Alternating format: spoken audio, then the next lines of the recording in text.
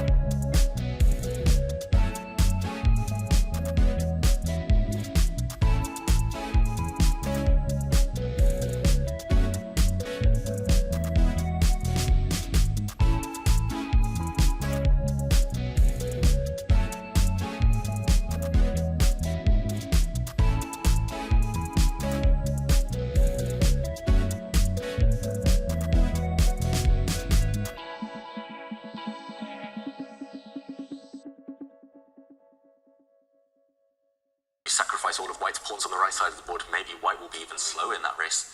And you mentioned the C pawn, Jovanka, being maybe easier to support for the White king than the A pawn, but it's also easier for the Black king to stop it than if the pawn were maybe a couple of ranks the other way. A couple of files, sorry, the other way. So, yeah, it's difficult here. She was just weighing up the risk, Wenjun, of running with the White king towards that pawn. She says no, just stepping back with the White rook.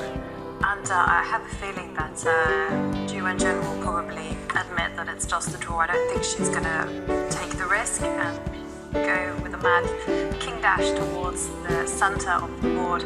I have to say, I once commentated a tournament where there were very similar endgames like this on the board. And I have to say, like 50% of the players actually went all in and they went crazy with the king and they lost. And I remember watching, I was like, this is unbelievable. But they lost it. I mean, especially when the clock is ticking down. It's okay. She's going for it. She's going for it. Not settling for any draw anytime soon. And okay, she's offering a trade of pawns because now if Black captures this pawn that has just moved, then White's king gets slightly more active. I don't think it changes too much. I think Black should actually capture that pawn and then start maybe giving some checks with the Black rook to force the White king back. But okay, it's good to see she's trying. But yeah, I mean, it shows the fighting spirit of both girls in general. Women, they like to play until the end, you know, and if they think they have chances, they will try to push. Yeah, they're both very ambitious players. I mean, they always, that's why they've risen to the top of world chess, right? So actually, you have to be so ambitious, right, in order to improve in chess all the time. You have to try to play every position until the end. We have a great example, world champion Magnus Carlsen as well, who is, who can, how do you say this, sneeze the water from the stone? Is it correct? Yeah, I heard that term, yeah. So I think it's a very important quality. Yeah. Well, that's definitely what we saw in the World Championship match, right? When Magnus won Game 6, the longest game in World Championship history, he was definitely squeezing in that game. Yeah. And Wenjun, she's trying to squeeze, but Lei Tingjie is not letting her squeeze water from the stone. Black gave a check with the rook, forcing the White king back. And now look at the Black rook, attacking two pawns at the same time. Lei Tingjie is okay, she has just won her pawn back. It's now level pawns, but more importantly, the pawns are disappearing. And this one is going to fizzle out to a draw. We could see a scenario where both rooks start going for the enemy pawns. Everything just gets traded off. And rook against rook is just going to be a draw. So, yeah, Wenjun, you can tell body language as well. She knows her chance is gone, but I don't think she had any winning chances because Lei Tingjie just defended so well this rook game. Really tenacious defense. Yeah, you can almost see the disappointment on her body language. Will it be a draw offer or will they repeat some moves? I think they will. I think they will repeat. Yeah, here we go. Move repetition coming in, and we're going to see a draw between the two female players in this tournament.